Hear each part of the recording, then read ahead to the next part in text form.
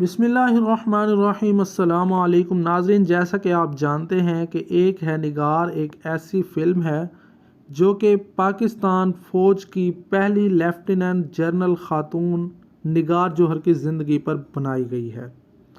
تو اب ہم جانتے ہیں کہ نگار جوہر اس کہانی میں نگار جوہر کے والد نے انہیں شادی سے پہلے کیا نصیحتیں کی تھی جو کہ ہر والد کو بھی کرنی چاہیے اور ہر غیر شادی شدہ لڑکی کو بھی ان باتوں کو سمجھنا چاہیے۔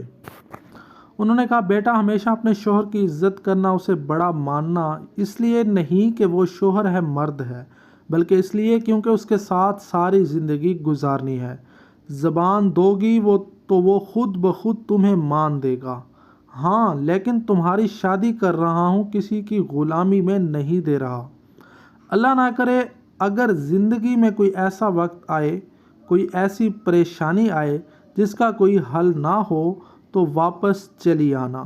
تمہارے باپ کا دروازہ تمہیں ہمیشہ کھلا ملے گا بیٹا، لیکن مجھے پورا یقین ہے کہ تم ایسا وقت ہی نہیں آنے دو گی، کیونکہ تم نے کبھی بھی اپنے باپ کا سر جھکنے ہی نہیں دیا۔ جی ناظرین، تو کیسی لگیں آپ کو یہ نصیحتیں؟ آپ کے مطابق ایک والد کو اپنی بیٹی کو شادی سے پہلے کیا نصیحتیں کرنی چاہیے؟